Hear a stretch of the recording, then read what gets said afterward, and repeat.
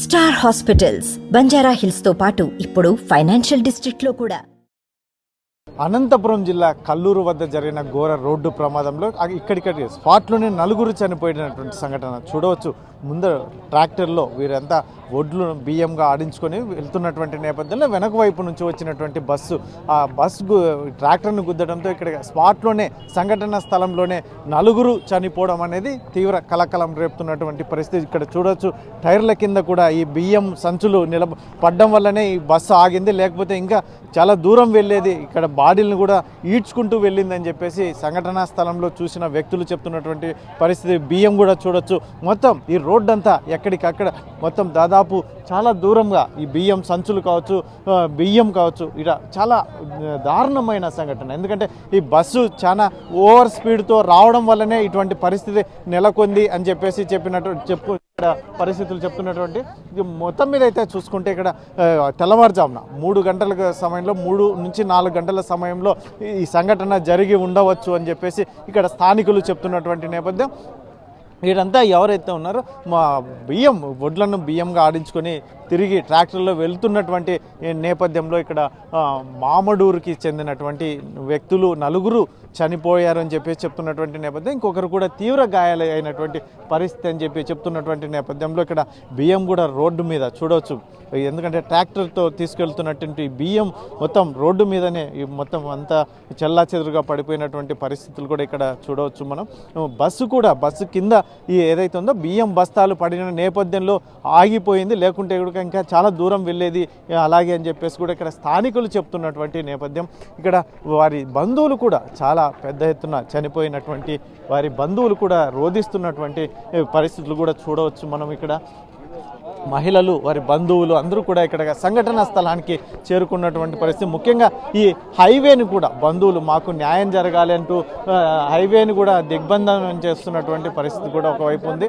ఇటువంటి పరిస్థితుల్లోనే వీరు ఏదైతే ఉందో మొత్తం మీద ఇక్కడ కల్లూరు పామిడి సమీపంలో జరిగిన ఈ ఘోర రోడ్డు ప్రమాదంలో ఇక్కడికి సంఘటనా స్థలంలోనే స్పాట్లోనే నలుగురు కూడా చనిపోయారని చెప్పేసి ఇక్కడ ఇంకొకరు తీవ్ర గాయాలయ్యారని చెప్తున్నటువంటి నేపథ్యంలో ఇక్కడ స్థానికులు ఉన్నారు.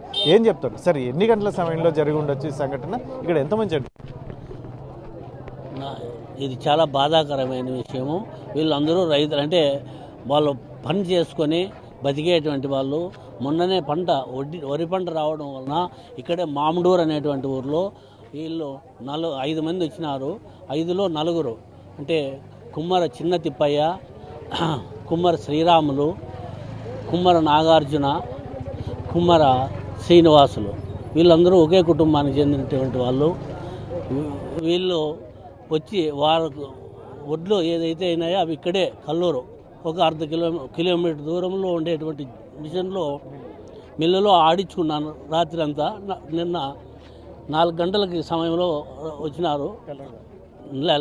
నిన్న రాత్రి సాయంకాలం అప్పటి నుంచి వాళ్ళు ఈడ ఆడించుకున్నటువంటి బియ్యం ప్యాకెట్ని ట్రాక్టర్లో తీసుకొని పోతున్నారు.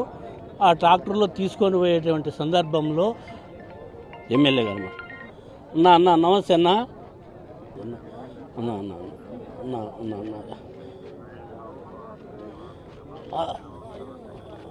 అందుకే మళ్ళీ అన్నకు చేశాను. మన అన్నం తెగిరావడం అన్నకు చేస్తే అన్న నేను చెప్తాలే వస్తాలే అని చెప్పినారన్న. అదన్నా ఇక్కడ వాళ్ళకి ఏదైనా అన్న వాళ్ళ ఎవరు లేరన్న వాళ్ళకి అసలు.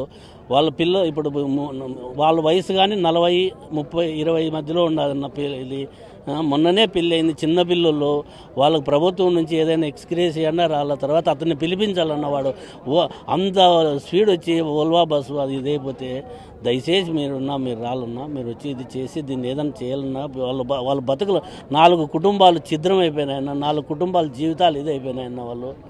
వాళ్ళ యొక్క చిన్నపిల్లలు ఒక కుటుంబం యొక్క ఇది పెద్ద పోతే ఎంత అని దయచేసి. ఎన్ని గంటలకు జరిగిందన్న మొత్తం?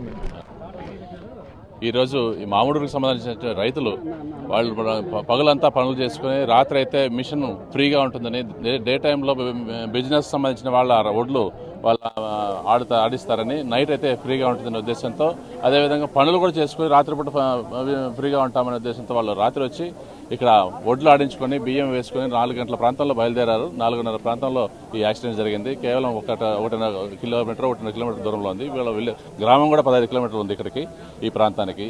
ఈ ఓల్వో బస్సు అతి వేగంగా రావడం వల్ల ఆ భీమ్ మూటలు కూడా బస్సులోకి వెళ్ళిపోయి ఆ స్పీడ్కి ఇంపాక్ట్ ఎక్కువ కావడం వల్ల చాలా బాధాకరమైన విషయం. రైతు కుటుంబాలు వాళ్ళు చాలా వ్యవసాయ కుటుంబాలు, కష్టపడితే కానీ వాళ్ళకు ఆదాయం వచ్చే పరిస్థితి లేదు.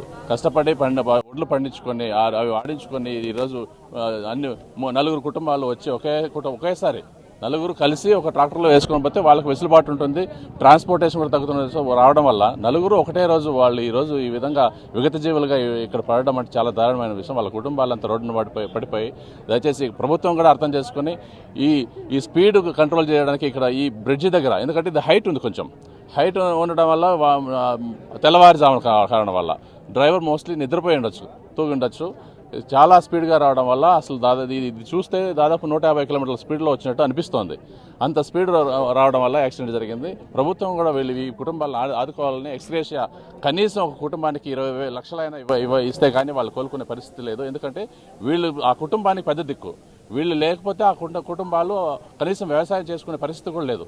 చనిపోయిన వాళ్ళంతా కూడా చిన్న వయసే అని చెప్తున్నారు. అందరూ 30 ఏళ్ల వయసు, 25 నుండి 40 వయసు ఉన్న వాళ్ళే. అంటే ఆ వయసులోనే కష్టపడే శక్తి ఉంటుంది. కాబట్టి ఆ శక్తివంతమైన మనిషి ఇంట్లో లేకుండా పోతే వాళ్ళ కుటుంబాలు ఎంత దారుణంగా పరిస్థితి. చిన్న పిల్లలు 2 ఏళ్ళు 3 ఏళ్ళు ఉన్న చిన్న పిల్లలు ఉన్నారంట. ఆ అమ్మాయిలు కూడా, వాళ్ళ భార్యలు కూడా 20-30 మధ్యలో వయసులో ఉన్న వీళ్ళందరూ వాళ్ళకి ఏం చేయాలో తెలియని పరిస్థితి. కాబట్టి ప్రభుత్వం ఖచ్చితంగా ముందుకొచ్చి ఈ కుటుంబాలను ఆదుకోవాలని మేము డిమాండ్ చేస్తున్నాం. చూడవచ్చు సంఘటన స్థలంలో కూడా ఇంకా ఈ బాడీలను కూడా లిఫ్ట్ చేయలేనటువంటి పరిస్థితి. ముఖ్యంగా ఏదైతే ఉందో అందరూ ఒకటే గ్రామస్తులు అయినటువంటి నేపథ్యంలోనే వీరంతా ఈ ట్రాక్టర్లో వారి ఒడ్లను ఆడించుకొని వెళ్తున్నటువంటి సమయంలో వేగంగా వచ్చినటువంటి వెనక వైపు నుంచి వచ్చినటువంటి బస్సు అనేది వీరిని ఢీకొనడంతో ఇక్కడ సంఘటన స్థలంలోనే చనిపోయినటువంటి పరిస్థితి. అందరూ చాలా కష్టపడే కుటుంబాలు, అందులో ముఖ్యంగా చిన్న వయసు, దాదాపు 30-35 ఏళ్ళ వయసులోనే అందరూ ఉన్నటువంటి పరిస్థితి. వారికి చిన్న పిల్లలు కూడా ఉన్నారు. ఇటువంటి పరిస్థితుల్లో ప్రభుత్వం ఖచ్చితంగా ఈ కుటుంబాలను ఆదుకోవాలి. ఆదుకుంటేనే ఖచ్చితంగా ఏదైతే ఉందో ఈ కుటుంబాలని బాగుపడతాయి. లేకపోతే వీరి పరిస్థితి చాలా ఆందోళనకరంగా ఉంటుందని చెప్పేసి ఇక్కడ స్థానికులు చెప్తున్నటువంటి నేపథ్యం. మొత్తం మీద అయితే ఇటువంటి సంఘటన అనేది పూర్తిగా ఈ ఓవర్ స్పీడ్తోనే రావడం అనేది చాలా బాధాకరమైన అంశం. ఎందుకంటే బస్సును కూడా చూడొచ్చు, బస్సు టైర్ల కింద బియ్యం బస్తాలు పడడం వల్లనే ఆగిపోయినటువంటి పరిస్థితి. లేకపోతే ఇంకా చాలా దూరం వెళ్ళే పరిస్థితి ఉండేదని చెప్పేసి స్థానికులు చెప్తున్నటువంటి నేపథ్యంలో ఇక్కడ వారి బంధువులు వారి రోదన, వారి ఆవేదన కూడా చూడవచ్చు ఇక్కడ చాలా. ఎందుకంటే కుటుంబ పెద్దని పోగొట్టుకున్నటువంటి వారి ఆక్రందన అనేది మనం ఎంత చెప్పినా తక్కువే. ఇటువంటి పరిస్థితుల్లో వారు ఏడుస్తూ బాధపడుతూ పాపం వారి బంధువులు, ముఖ్యంగా భార్య కావచ్చు, అక్క కావచ్చు, చెల్లెలు కావచ్చు, వీళ్ళంతా కూడా చాలా బాధపడుతూ, ఎందుకంటే మా కుటుంబ పెద్దను పోగొట్టుకున్న తర్వాత మా పరిస్థితి చాలా ఆందోళనకరం.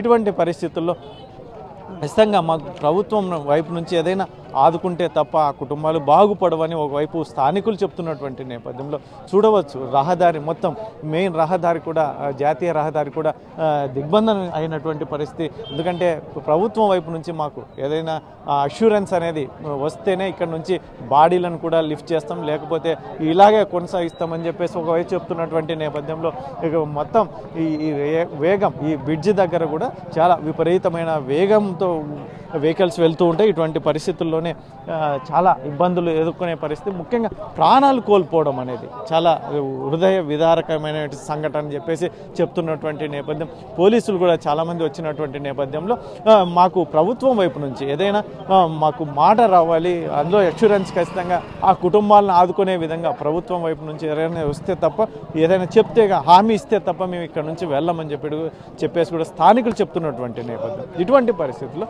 కుటుంబాలను ఆదుకునే దిశగా మళ్ళీ ప్రభుత్వం ఏం ఆలోచన చేస్తుంది? బస్సు ఓనర్స్ని పిలిపించడం కానీ, లేదంటే ముఖ్యంగా బస్సు వైపు నుంచి ఇన్సూరెన్సులు ఇటువంటివి రావచ్చు, కానీ ప్రభుత్వం వైపు నుంచి కూడా వస్తేనే ఆ కుటుంబాలను ఆదుకునే అవకాశం ఉంటుందని చెప్పేసి చెప్తున్నటువంటి నేపథ్యంలో మరి మొత్తం మీద అయితే మాత్రం ఈ ప్రభుత్వం వైపు నుంచి ఎలాంటి స్పందన వస్తుందనేది కాస్త వేచి చూడాల్సిన అంశం అయితే మాత్రం, కాకపోతే వీరి డిమాండ్, ప్రధాన డిమాండ్ అయితే మాత్రం ప్రధానంగా ఈ ప్రభుత్వం వైపు నుంచి ఈ కుటుంబాలను ఆదుకునే విధంగా ఒక ప్రకటన వస్తే మాత్రం ఇక్కడ నుంచి కదిలే ప్రసక్తి లేదు అని చెప్పేసి చెప్తున్నటువంటి పరిస్థితి. Camera person Sudhakar, Challakanedu, RTV Anantapuram జిల్లా. మరిన్ని వీడియోస్ కోసం ఛానల్ ని సబ్స్క్రైబ్ చేయండి, లేటెస్ట్ అప్డేట్స్ కోసం వాట్సాప్ ఛానల్ ని ఫాలో చేయండి అండ్ లింక్ డిస్క్రిప్షన్ లో ఉంది.